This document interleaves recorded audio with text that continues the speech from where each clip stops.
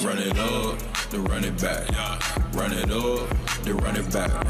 Run it up, run it back. Run it up, then run it back. Yay, it's Wednesday. Welcome to Run It Back. My name is Michelle. I've got Chandler and I've got Lou Will here, and we get to react to the play-in, y'all. Woohoo! We're gonna start with the late game last night because why not? Work our way back. Of course, it was Warriors Grizzlies up in the Bay Area.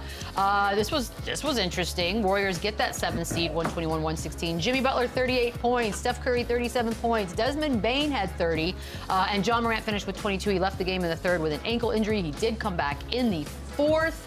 There's a lot of I don't know. I guess we can call it controversy, but we'll start with just the game itself. Real quick reaction before we get to that final possession. Well, it was an awesome game. Listen, the Grizzlies came out hot. They got off to a hot start. The Warriors fought them off, and it was kind of a game of runs, and they kind of blew a late lead there to make it really interesting. John Morant goes down. He comes back, with the gritty performance, but this is exactly why they brought Jimmy Butler here, to do the things he did last night. I'm sure we'll get into that, but this is a great win. This is an important win because now they get a more favorable matchup with Houston rather than OKC. But everyone's talking about this moment, Lou, the final moments of this game, and what does it mean, and why did it happen, and how come nobody could get the ball in bounds? What happened? It was wide open in the corner, and Desmond Bane. Yeah, but see, we're talking about this last possession. We got to go back. They had three or four different times in this game in the third and the fourth quarter where they couldn't get the ball in routinely. Like just Gary Payton being disruptive, taking passes away. Like that's what Moses Moody and Gary Payton II were doing this whole entire game, just being disruptive and making things difficult on them. So you shine a bright light on it at the end of the game when you can't get the ball in. But they had 3 or 4 different times before this that they had an issue with this, and so, but that comes with coaching, that comes with somebody that's not being there. Taylor Jenkins being out having. I wish there was a camera on Taylor Jenkins. Yeah, wherever he is enjoying the beer, probably with a smirk on his face. But yeah, so these are the details that can lose you basketball games when it comes down the stretch like this. Yeah, I saw some stuff online about inexperienced coach. There's got to be a better play call. But Kennard was open early on the baseline. Yeah. Bane was open on the flare over top, and you have Aldama, who's 6'8", 6'9", inbounding the ball with Steph Curry on him. So there's no excuse for this. This is the worst case scenario. The way they were shooting the ball last night, right here, just hit Kennard and come get it back in. Bane over the top is wide open. Though, Chandler. So I'm saying early, at least just get the ball in. And John Morant can't wait 3-4 seconds into once he hands the ball to break open. Yeah. This is on the players right now. You have to shake free. You got to get open. Like John Morant's got to go right now to the left to get the ball. It just feels like it's frozen. Everybody's frozen a little bit. Yeah, to me, you can't put this on the coach. Could there have maybe been a better catch and shoot play to get one off to avoid the foul? But yeah, this is. I mean, you can't do this. Well, you're stagnated. You got 5 seconds. You can go in the back. You can go in the backcourt. Line John Morant up at the other free throw line where he has space. Put somebody at half court. Now you have spacing for him to break free, go get the basketball. Now he's going downhill with the ball. Other than that, you had them guys just stagnated, standing around, hoping that he got open. Like they didn't do anything special. They didn't do anything extra. They were just being disruptive in the right places. Like you were saying, throw the ball to Kennard right there. That kid right there throwing that ball out, he's not going to throw that underneath the basket for the game. You know what I mean? And so you got to do something. Do anything besides what they did. Anything besides what you did. We can agree there. I think they were thinking get a catch and shoot to try and tie the game, obviously. If you throw it to Kennard, they're probably just fouling and put him on the free throw line. Game's pretty much over anyway. They were going to foul anyway. So bring them down. Anticlimactic, though, I think. And ending like that, you're just like, that's. And again, Desmond Bane was shooting the ball great from 3 last night. If you got to draw up something to get a quick hit or a catch and shoot just to get a look at the rim, like the most important game of this season, you have a chance to kind of steal one. They were getting destroyed. You got to get a shot off. That's what it felt like. It's just like, oh, God, what a deflated ending moment there. Golden State, though, they do finally get the big, elusive play-in win that they've been looking for. So now they're 1-3 in the play-in. I mean, it was a fight, but you got play-in Jimmy. I love that he can just adapt to the next format just that easy. 38 points, led both teams in free throw attempts. Even got a little too small for Zach Edey. That was fun. The fact, Lou, that this is what they brought him there for, it's one thing to say it. It's another thing to do it, and he has not failed at all. What do you think? I thought he played great. You know, early on, I was looking at the game. I thought Steph Curry was working too hard to get shots. I thought Scottie Pippen Jr. was doing a really good job on Steph Curry. But again, playoff and play-in basketball is about the half court, right? So when you have a guy that's running off of screens and you can't get him open, you got a big luxury in being able to throw the ball to Jimmy Butler 18 feet away from the rim with him going downhill. And some of these plays are inbounds. Look, he's just being in the right place at the right time, doing what's needed to be done, catching the ball, being in attack mode, going downhill, being able to get to the free throw line. Like, that's what they need when your offense starts to get stagnated, when you're waiting for Steph Curry to try to figure out different ways to get open. So Jimmy Butler, he's the perfect complement to that, to being able to settle them down in the half court, being able to attack off the dribble, get to the free throw line, and finish when getting fouled. Yeah, Jimmy has found ways to master getting to the free throw line like nobody else. Him, SGA, James Harden, they have a gift of where they can initiate the offense. He can kind of be that point forward type. He doesn't need plays drawn up for him, but he plays hard. He plays the right way. He can set the screen. He can use he can handle on the pick and roll. He does all these little things where he's almost that point forward out there that allows Steph to keep running off these screens, to shake free, to exhaust the defense. They were dead last in free throws and 27 in free throw percentage. He jumped to third since the Jimmy Butler trade in both. Wow. Like, that is a huge impact from one player, and it just shows you how physical, how he brings on contact himself, and that's exactly what they need. They need someone to relieve pressure from Steph Curry. As good as Draymond Green is at all these other little things, he's not going to get in 38 points in a the most important game of the season. So the game. This is exactly what they brought him. He had a huge first half, being aggressive, getting downhill. He also missed like 6 free throws last night, which is very weird, but this was a hell of a game for him, and it's exactly why they brought him here. And of course, the other half of the equation is Steph Curry. We'll just run through some highlights for him. The and one 3 in the first half. Then he gets 2 huge threes in the final 2 minutes, 4 free throws in the closing seconds, which seals the game for the Warriors. Jimmy called him Batman, the perfect Batman, after the game. Chandler, go ahead and give us your take on Steph's performance. Yeah, I mean, just look at these shots. Look at how he creates space. Look at he's got just defenders flying all over the place. How irritating. This is what he does. This is what he's done his entire career, and it's unbelievable that they have a guy that can kind of get you to the finish line, and Jimmy Butler, with obviously some impact and production from other guys. Quentin Post was great last night. Gary Payton was great last night. They're getting a collective effort from everybody. When the game's on the line, it's probably going to be a 2-man game from Jimmy Butler and Steph Curry, and he's going to do things like this. I gotta agree. And watching this game live, I thought Scottie Pippen Jr. was doing everything that he could to make it difficult on Steph Curry. He was denying him. He was guarding him up the floor, just being a pest on defense. And it didn't really matter. Like, Steph was still playing at his pace, still playing the way that he wanted to play. He got the shots that he wanted. Probably took more dribbles than he would have wanted to, but still, that's what makes him Steph Curry. That's what makes him a Hall of Fame caliber guy. Because I thought, listen, if this game comes down to him trying to get a shot open, I like Scottie Pippen Jr.'s chances with the way that he was playing. Instead, Steph Curry turned the heat up a notch, started running off of screens, getting and ones on 3-pointers, using his ability to put the ball on the floor, getting to the rim to open up that 3-point line. That's what sets him apart from everybody else. Just to sort of see where we are now, Lou, because the Warriors did blow a huge lead, but they also finished the regular season with those home losses, 3 in a row, to end everything. So they now face Houston, and I'm wondering, do you think we could look back? Do we overestimate how good they are? Are we actually judging them correctly? Like, how would you assess that? No, they're a good basketball team. I think what's gonna be important for them is gonna be their supporting cast. Like, you know what you're gonna get out of Steph. You know what you're gonna get out of Draymond. You know what you're gonna get out of Jimmy. Post had a great game last night.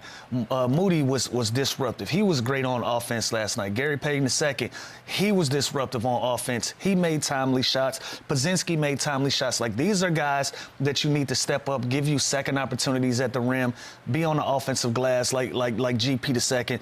Like, all of these guys played their positions great. It looked like you saw 2 teams. One team knew what was at stake, and the other team was looking like they were just fighting back. They weren't trying to be the aggressor in this, and that's what Golden State was. And so they've always been a good basketball. They've been a good basketball team since the All-Star break, since adding Jimmy. But I thought last night, opposed to them having big nights on the offensive end, it was the other guys that won them this basketball game.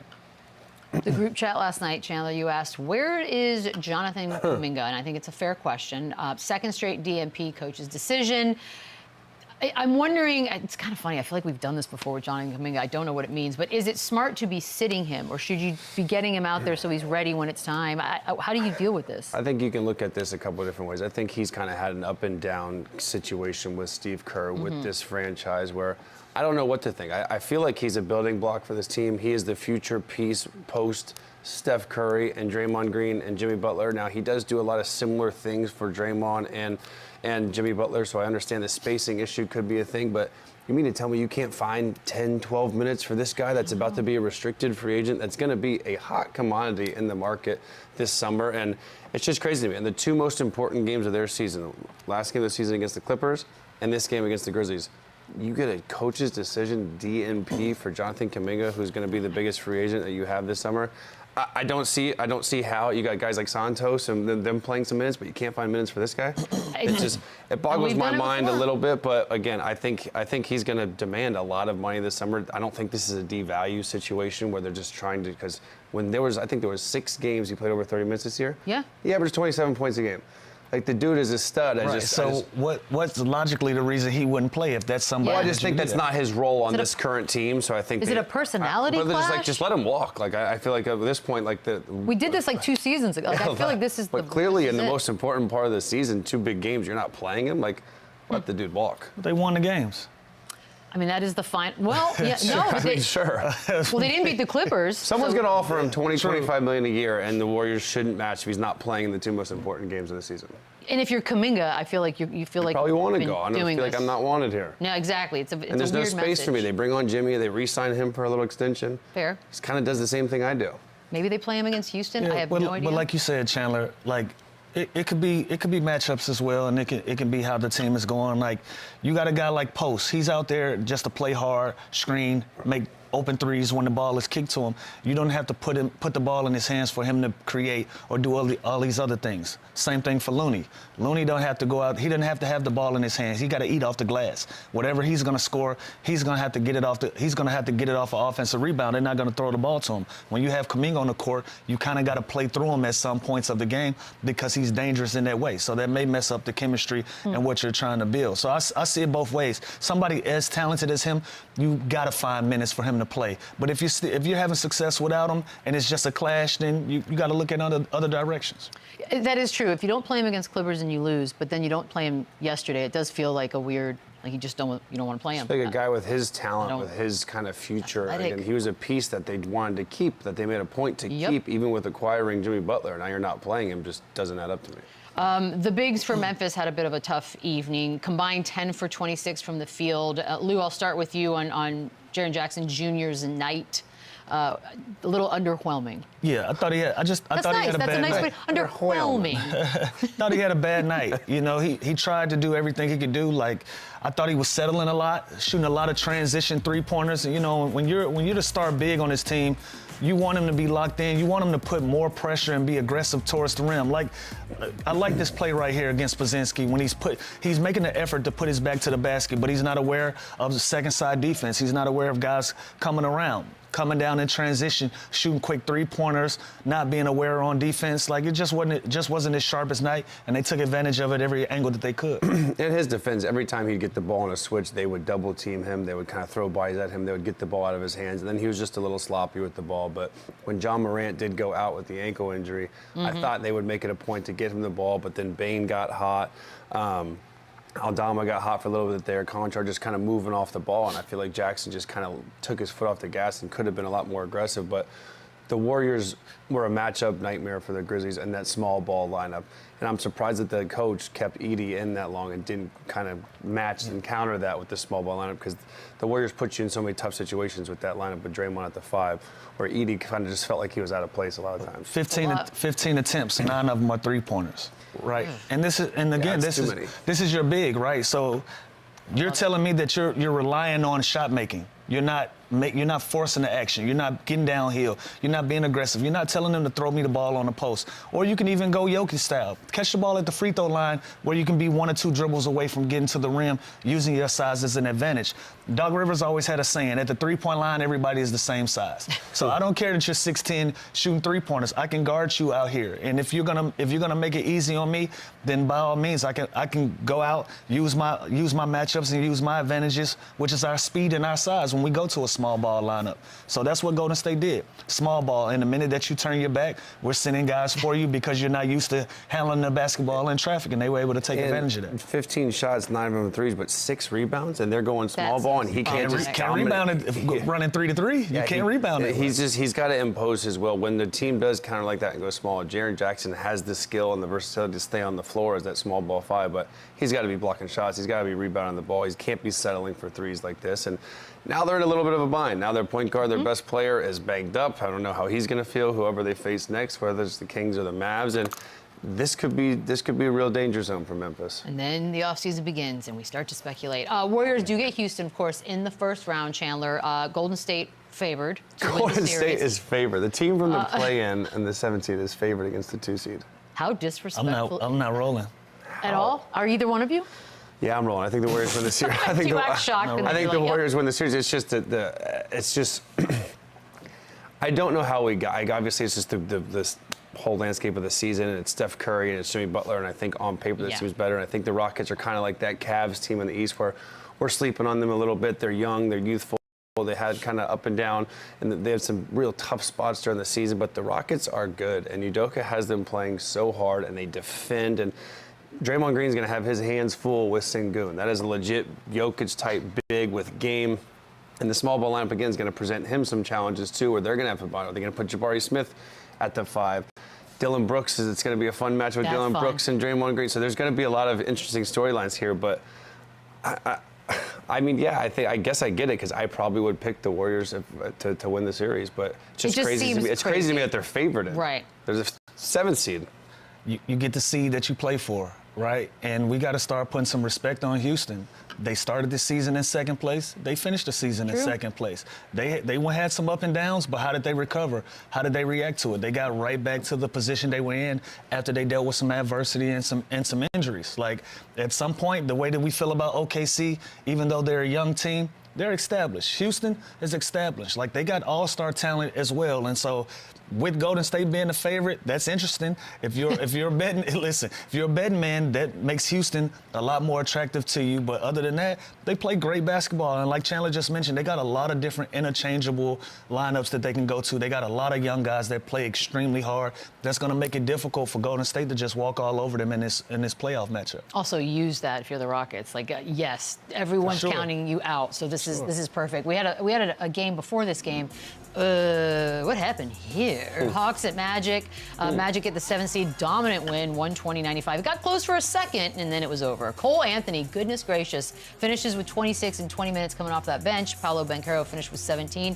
Franz Wagner with 13 and 13 rebounds, and Trae Young with 28 points. But we're going to talk about what other things Trae Young did last night. Frustrated a lot in this blowout, and eventually ejected in the 4th quarter after 2 tees, and it wasn't even a good look as he's leaving the floor, Lou. What'd you think about him losing his cool? Just what you said. Just lost his cool, got frustrated with the way that the game was going, because his frustration had nothing to do with the referees. Like, even the play that he got the first tee, he split the defense and shot a floater. There was no contact. I don't understand what the frustration with the referees were at that point, but it was just a bad showing for Trae. You know, he finished with 28 points. But it just played frustrated. You know, I saw an Atlanta Hawks team that looked like they knew they had 2 opportunities to get in the playoffs, and I saw an Orlando Magic team that said, we're going to solidify our spot tonight. And that's the way that both of these teams played, and it started with their star players. And so from what I understand, he addressed the team. He made amends with those guys, but in that position, you got to be the guy that we picked. Like, Chandler and I both agreed that we thought this was a game that the Atlanta Hawks were going to go out and win and be competitive. We were dead wrong. Because of Trae Young and because of his abilities. It just looked like they didn't have that aggression. They didn't have that will to win that Orlando wanted. Orlando was hungry. They were thirsty to go win this game, and it looked like the Atlanta Hawks knew that they had 2 games to get into this They thing. came back after halftime, Atlanta did, and like, okay, they're alive, we're doing something, and it just got ugly. Yeah, it was ugly early, it was ugly late, and again, I think the game was pretty much over when Trae Young did this, so it's not that big of a deal. But when you watch it, he's got to keep his cool. He's got to be better than that. This is something I do with my 1.5-year-old son. That's why I'm laughing. I'm like, you're taunting him with the ball and trying to give it to him, take it back. Oh, wow. It's hilarious, but I mean, like you can't do that as the leader of this team. The guy's been in the longest as the all-star guard on this team, and moving forward, you can't do this. Now, right at the end of the tunnel.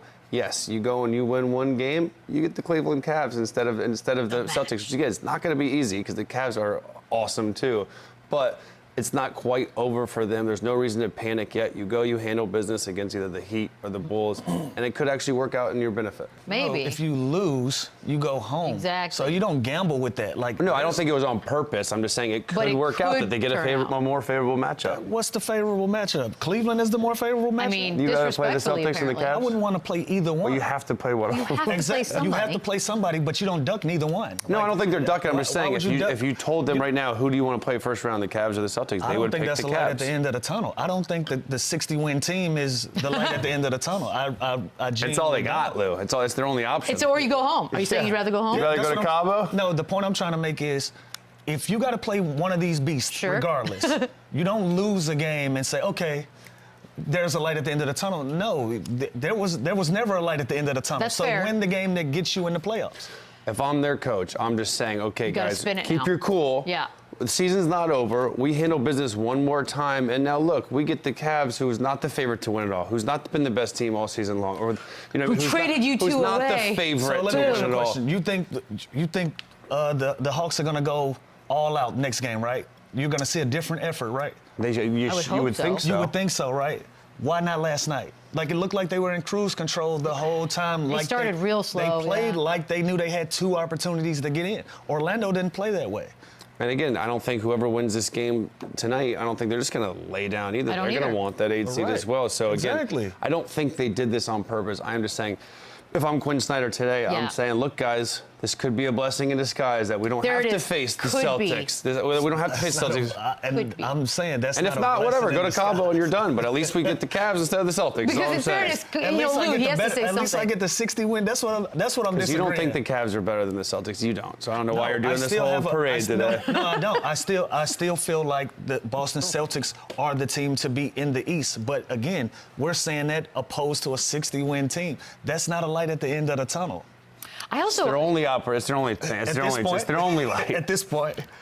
Yeah, listen, and by the way, the Cavs are real, and the Cavs are going to give them fits too. I'm just saying, I'd rather play them than the Celtics. I think everyone that watches the NBA would prefer that. It's very rude, but I get what you're saying. The Orlando Magic didn't look at it that way. No, actually, the Magic fans were like, bring on Boston. They're excited. Careful what you wish for there. They looked like they were ecstatic to get on a plane and go to Boston. Of course they And were. I don't know if Now they their wait. fate is sealed. Now you can prepare and mentally get ready for Absolutely. this next chapter. These guys have no idea what's coming next. I do have a question about what was said by crew chief James Williams after the ejection of Trae Young.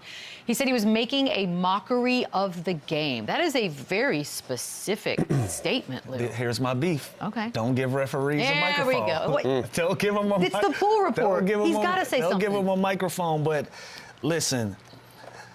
Mockery of the game is strong. Yeah, because again, I didn't understand what his frustration was with the referees. He shot a ton of free throws. A lot of those he initiates the contact. The referees had nothing to do with this game. Orlando outplayed the Hawks yesterday, plain and simple. So adding the referees to the frustration, I don't know what's up with that. Now, I'm not going to agree with James in saying that he was making a mockery of the game and this and that, them going back and forth. I won't get involved in that. But if you're Trae Young, what's your beef with the referees? Like, stay in the moment, stay locked in, be the leader that we've touted you to be all year long. And so Frustration's an interesting thing. it is an interesting thing. I just didn't understand it, but I'm also not going to side with James Williams and what he said. Of course not. You're anti. I can't do that. I know who you are. And Can't again, do this that. is just frustrations boiling over. The game course. was over at this point, and again, this was, I think, what he means by mockery of the game, he was taunting. You know, he was here you go, like put, you know what I mean? Like, it wasn't anything, I don't think, crazy disrespectful, but it's enough to get you tossed. And Can't do it. Trae Young knows that. Like, Yeah. he knows he can't do this kind of type of stuff, but again, it was just frustrations. The game was over. He was heated because I think that Anthony Black had blocked his shot to play before, and he was kind of getting into it. He shot 12 free throws. And by the way, he was the leading scorer in the game. Like it's just he didn't do a lot of other things. He didn't defend very well. They were also getting a little embarrassed. It was an embarrassing. And yeah, they ran him out. They ran the score up in the fourth quarter. So I think it was a combination of things. He did have to obviously talk about it after the game. Here he is. Sometimes I take my frustration out on the rest, not just for me, it's for my teammates. Like I see Dyson Daniels going. I mean, you may not be a household name yet. But he deserves the same amount of respect as some of these other guys. And if you see a foul, you should call the foul. And that's pretty much all it was for me. I'm going to disagree with Trae. Yeah, I was going to ask you. All right. I'm going to disagree. I think they got outplayed. I don't think this was a game where the referees had as much of a hand in it as he may feel. And with that, you look at the way that they played, like, I saw that game last night. Orlando had 6 or 7 different guys. Well, not 6 or 7 different guys, 6 or 7 and ones.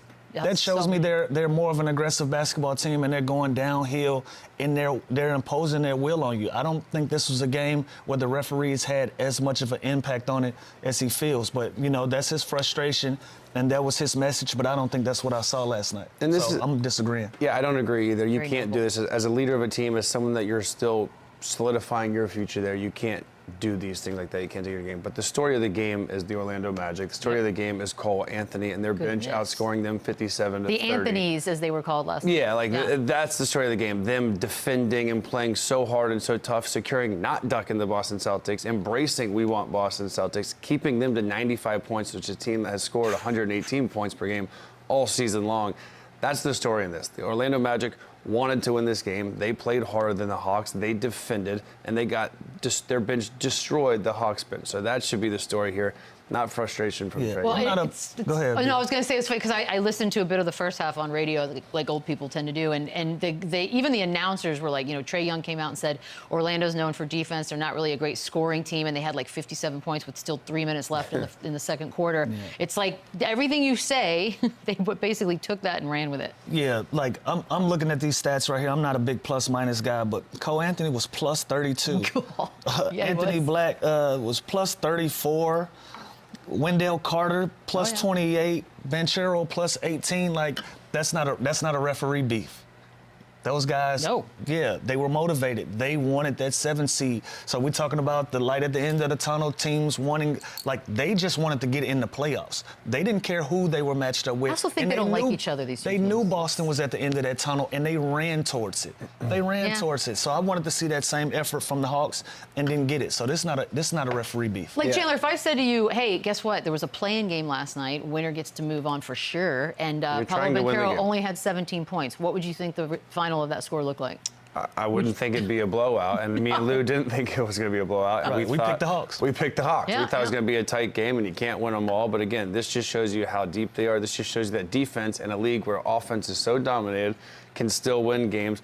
Franz Wagner, 6 of 15, and Paolo 4 of 13, and they beat the brakes off them by 25 points. That is an impressive win. Jamal Mosley has these dudes playing unselfish. They don't care whose night it is offensively because the defense travels. And it's going to be interesting because we all know how good Boston is. We know how good offensively they are, how many threes they shoot. This team does the opposite. They play slow, they're methodical, and they defend, and they play in the half court. So it is going to be the clash of styles here. And I'm congratulating the Orlando Magic for wanting that and for not being scared of the big bully and to going into and the crowd chanting. The crowd was awesome. Oh, I loved it. They're chanting, "We want Boston." Again, maybe it's but careful, but at least they're not ducking, and they're the 7th seed. And that should be the attitude. Yeah. Like there's no easy route to trying to get to a championship. There's no easy route. So you want a team that's willing to run in a burning house and go save the cat. Like you want that. You want that. Right. I'm sorry, Beadle.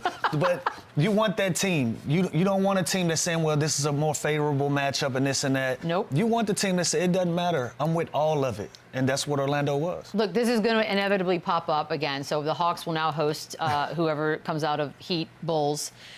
Is there a possibility, Lou, we're looking at Trae Young in a Hawks uniform for the last time on Friday? anything is possible at this point. But I do think they bounce back. I think they bounce back. I think they played like they knew that they had another opportunity to get it right. And I think this is the one. They're a different basketball team at home in Atlanta. Their fan base, they'll show up and be supportive of those guys. And I think Trae Young has a big game, keeps his head on his shoulders, and he leads this team to a victory. Yeah, I don't think it matters who they play. They have to respond. They have to be better. They also got beat 54-42 on the glass and gave up 25 second chance points. That's a recipe for disaster. No matter who it is, if it's Miami or Chicago, it doesn't matter. They have to be better. They have to defend and be more efficient than they were against this game, or they're going to get punked. Like Wendell Carter was like man against boys. Like they have to bring the fight to whoever they play next, or it's going to be Cabo. You jinxed them. That's your hometown team, and you went against them. I will say, I respect. I thought Trae Young was going to go in there and go bananas like he did in MSG, and Orlando's played well. They didn't talk any trash to him. They let him sleep. Well played, Magic fans. Well played. All right, we're going to take a quick break. On the other side, Nico Harrison had a bit of a talk yesterday and doubled down on everything. We'll talk about that next. Running back, So Nico Harrison, I guess he did his exit interview yesterday. I'm a little confused, but he, along with the CEO, Rick Welts, had an hour-long media session with select members of Dallas-based media. And of course, they talked all things LUKA. No cameras, no recording devices, you know, very normal. There's a lot to get to, by the way. So it doubled down on having, quote, no regrets about the trade. And you know what? I know Chandler's got a lot to say. So before we get to Chandler, Lou, the no regrets, what are we doing with that? You got to have regrets. You can tell by the rollout. Okay. Why do something behind closed doors without cameras, without recorders, if you have no regrets? What are you hiding from if you have no regrets? Like, you got to face the music. The same way that the players are held accountable for the things that they do on and off the floor. You're the leader of the organization in the position that you're in. Face the music. Stand in front of the cameras and face the music like everyone else. You know, don't do it with select media members and kind of rig it up to the point where it's to your liking. Like, stand out there and explain to us what was your thought process. Or, you know what, you don't even have to explain to us what your thought process is. Tell the fan base and the people of Dallas what what is your plan? What is your plan? Why do you trade? Vision? Yeah, what is the vision? Yeah. Like, stand in front of them, and then maybe they can respect your position more than that. But I don't like the fact that you did this behind closed doors and you're hiding and you're rigging the deck up to make yourself look good in this situation. And then to say you have no regrets. If you have no regrets, why are you going about this the way that you're going about it? Here we go. Everyone, Chandler Parsons. It's just...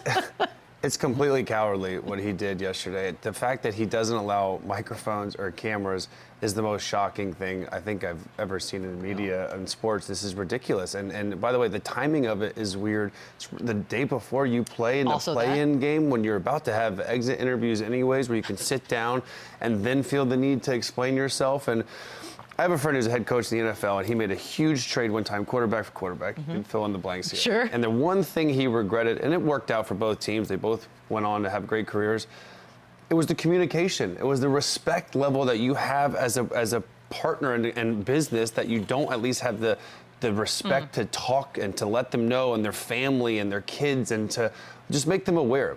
As a player, you just want communication. You just want to feel that respect and that trust. And in this trade, in this deal, again, I understand where he was coming from. The way he got it done had to be in secrecy, but this was just... find out it wasn't a secret. Yeah, come to find out you could have gotten more. This is just no class. This is bad business. You don't handle it like this, especially LUKA Doncic, who's done everything for the city. He's been there longer than you've been. This is just no respect, and I think it's a bad play. And I think optics-wise, this whole sit-down yesterday, this little kumbaya meeting yesterday was weird. It's getting worse. With no, like, how's this guy? He doesn't have like a PR? publicist that's like, hey, this is going to look horrible, and this is going to look so soft to do this with no cameras. Like, it's just bad. It's also just another distraction right before the biggest game of the year. I was trying to fight for our playoff chances, and you're sitting there talking about a trade a couple of months ago. It's just weird timing. Well, just wait, because there's more.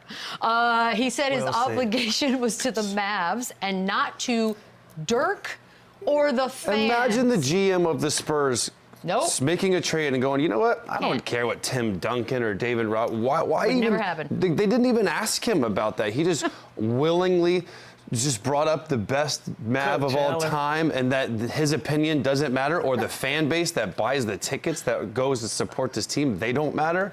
Like, this is just the weirdest interview I've ever seen. in my life, and it makes tone it's tone deaf. It's no awareness. It's disrespectful. It's antagonistic, weirdly, for no reason. I don't get it. Just face the music. Do your sit-down interview. Say, this is why I did it. I believe in Anthony Davis. I don't care that he's older. I don't care that he's been hurt. I love Max Christie. I think them collectively, and we add a couple pieces defensively that can make us a better team than with LUKA, and I don't think LUKA's body is going to hold up. Stick to your guns. Pump up your guys. Do that and talk about this city and talk about getting back to the level that Dirk had us at, winning a championship. Not saying you don't care about his opinion, the family's opinion. It's just, it's very cowardly. It's very weird, and I just don't understand how they even let him do this. For the record, Mark Cuban did respond with Dirk is the Mavs, and I think that was the perfect response. Then you got the old owner, you got Cuban. Hold on, there's more to this. It's not done yet. This was an hour long, and we got some gems out of it. I'm proud of you, man. This is just weird. Well, hold on, because now I want to hear what you think about what Welts said. We'll go get him. Rick Welts compared the trade to, you know, that big bombshell Ellis for Bogut trade back in the day that everyone's still talking about. Take that one away. Rick Welch is an actual great. He was a great GM. This is so confusing now, like, because he was awesome. And then again, comparing it to a trade that I don't even remember happened is also nuts. You think they remember it happening? Like, no, this is nothing like that. This is weird to say, and also it's just there's no like sympathy to like the fan base or. Like Nico Harrison's, his daughter's apparently getting bullied at school. This is a huge, like, this is a huge impact on people around him, on his life. He can't go to work every day. He can't go to Chipotle in Dallas without getting booed or talk trash to. So you know the impact of this one decision. Security because of death threats. You have full-time security. You know the impact that this made. So the fact that you're now saying things like this and you're doubling down and still saying defense wins championships and saying these passive-aggressive weird things, and then comparing it to this trade that literally no one remembers is just so tone deaf. I mean, Lou, do you remember where you were the day the Ellis Bogut trade went down? What were you doing? I don't remember. No, you don't? That's weird. Because I feel like we're all going to remember this one. So I wasn't aware. At that time, I didn't care if it didn't have anything to do with me. Lou, that is a very honest and yet disappointing statement from you. I was an active player. I didn't care about what other teams were doing to help me win games. I didn't care. And guess what? Active players cared about this LUKA trade. Quentin Grimes in an interview yesterday, they were like, I didn't believe it. Like everyone. Like this impacted the whole sports world. Yeah. This put like Pat Mahomes on notice that he could be traded. I was on Radio Row for Super Bowl, and anybody wanted to just talk about the LUKA trade. Josh Allen's probably like, oh shit, I could get traded if LUKA got traded. That's what's happening. And you're comparing it to this trade? Do not compare this to that. Not the same. Absolutely. Don't tell me. Not even close to the same. And then he was asked, the obvious question is, why didn't you get more? Why didn't you try to get more for LUKA? And then Nico answered that with, AD was at the top of our list, and they had an opportunity to do this thing very, very quietly without any interference. You know, I don't know, Lou, if that makes it make sense at all to you. I don't agree, but he's telling you what his position was. He had a guy at the top of his list. If that's what you wanted to get out of this whole ordeal, and if you can do it with as least as many hands in the pot as you can, then go out and do it. That part I understand, but I disagree with him. You know, LUKA he's a cornerstone to what the Dallas Mavericks have done.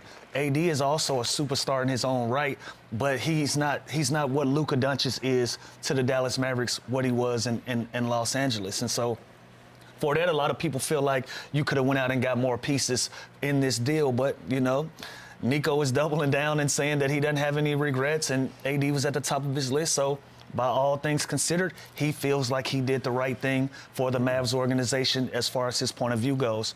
I don't find a lot of people that agree with him. Yeah, and by the way, maybe this is true, and this is what he meant. And nowadays with social media and how everything is so exciting, like, maybe he felt like he had to do this, even as disrespectful and inhumane or whatever the other terms you want to talk about to LUKA. We gonna go that far. I'm just saying, like, however, we still hooping. We still hooping. Whatever you think you need to do to not let people find out, fine. And by the way, he got the deal done. So whatever, if that was his actual plan, it worked. I just think as a fan base, as an organization, you have this top 3 player in the NBA.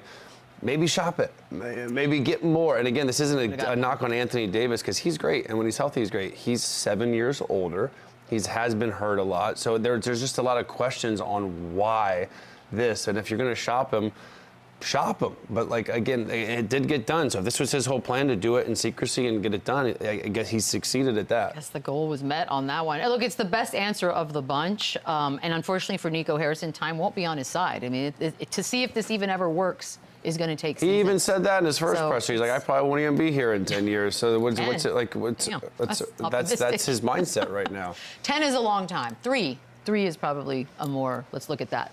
We're going to take a quick break, and when we come back, we will look at Luka Doncic and his style of play, and is it championship basketball? That's next. Run it up, run it back.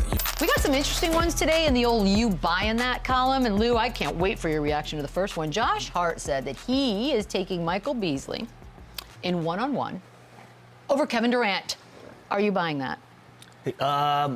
I'm buying. He's not far off the mark. Here we go. And I say that because even if you talk to Kevin Durant, before they were matched up, Kevin Durant has gone on record and saying how special Mike Beasley is as a player. Okay. And specifically what he's able to do in a one-on-one matchup with anybody. And so obviously Kevin Durant is Kevin Durant. He's a Hall of Famer, all of those things. But when you talk about one-on-one basketball, this goes back to their DMV days. Even Kevin Durant, he's not going to say that anybody can beat him at basketball, but if there's somebody that can compete with him, he's going to go with one of his favorite friends in the world, and that's going to be Mike Beasley. By the way, this image is something.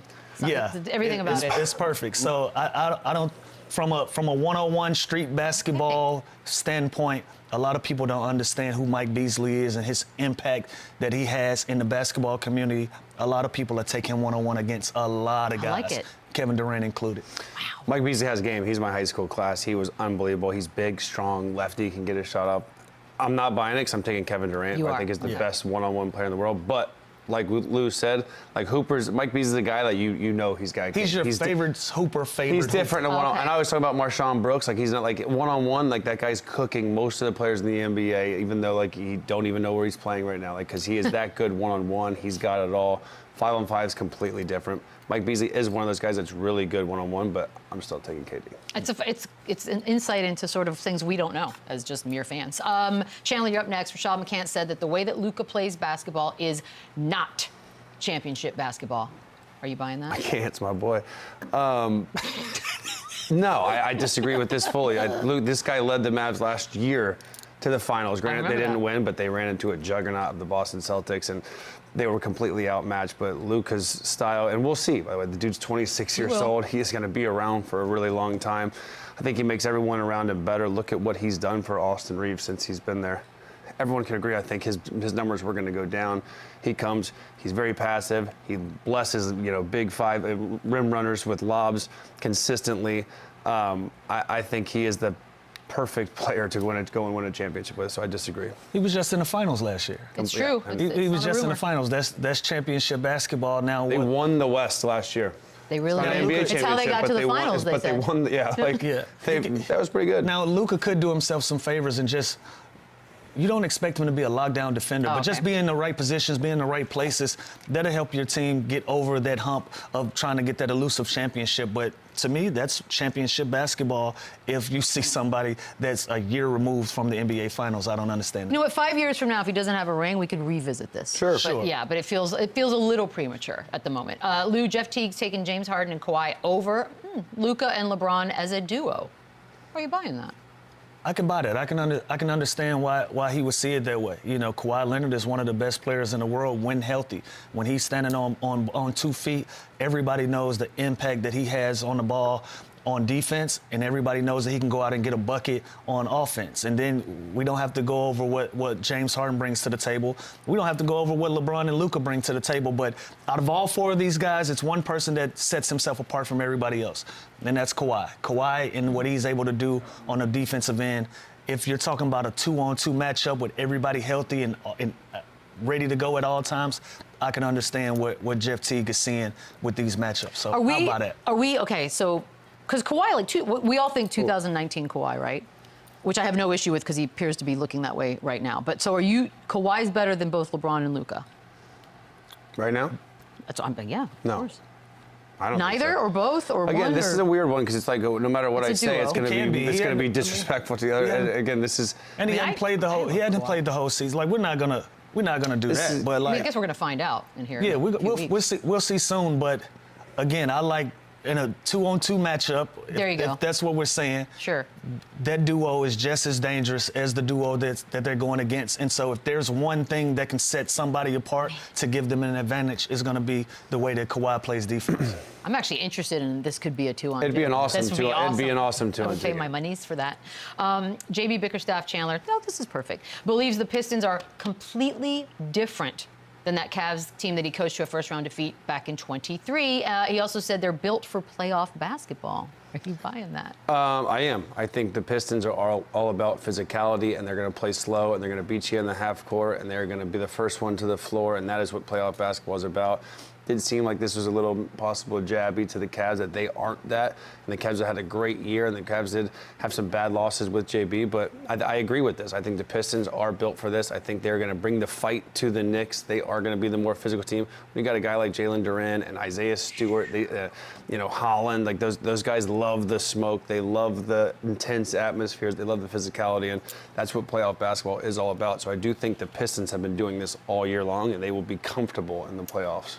Lou, this one, I don't know what Stan was doing here because he's just asking for it, but Stan Van Gundy said that Knicks fans are front-running fans. Damn. And they're in love with their team when things are going well, and they boo them when they're not. What are you doing, Stan? Are you buying that? I'm not buying that. I think that is a fan base that has a standard in what they expect from their New York Knicks sports teams.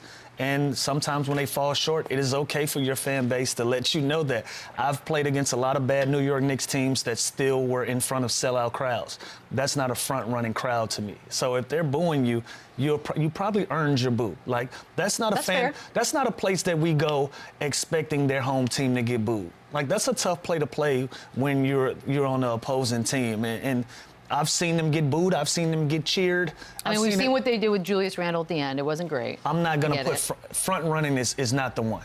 No. That's not. You can call them a lot of different things. Front runners are not one. I would name like 6 other team fan bases before I would even think about. Absolutely. Like, I know some real fan bases that are legitimate front running fan bases. They only show up when things are going well. That's not the New York Name Knicks them. fans. Yeah, who? Name them. I started in Miami. That was my first one. I started in Miami. All right, what's 2? You give me. No, I already gave you one. I know, forget it. By the way, a lot of fan bases do it. Boston does this. Philly does this. They will cheer you louder than anybody, but they will boo you when you're bad. But if you're an honest fan, you're allowed to be honest both ways. Like, if my team sucks, I'm allowed to say my team sucks. Yeah, that don't make you a front-running fan base. Yeah. Stan broke up feeling dangerous. Also, I don't want that smoke either. No! Preview of tonight's games next. Running back, run it up, run it back. I think we're going to have to do some predictions really quick. We've got 90 seconds to talk. First, Heat, Bulls. What do you got, Lou, first? I like Chicago. They've been figuring it out the second half of the season, landed themselves in a play-in and an opportunity to get in the playoffs. I just like their chemistry a little bit more than Miami at this point. I like Chicago. And they beat Miami 3 times. Yeah, I mean, they beat them 3 times. They're at home. I like Chicago. They've been playing really good as of lately. And again, Miami, everything that's happened with the trade with Jimmy Butler, I just feel like this season's kind of a wash and been a big distraction for them.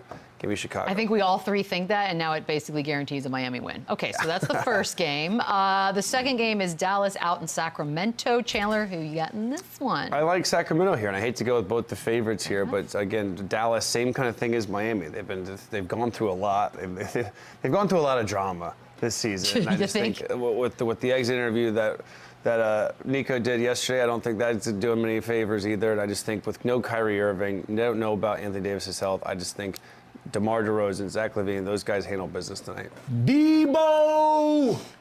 I'm going with my brother. I'm going with my brother, DeMar DeRozan.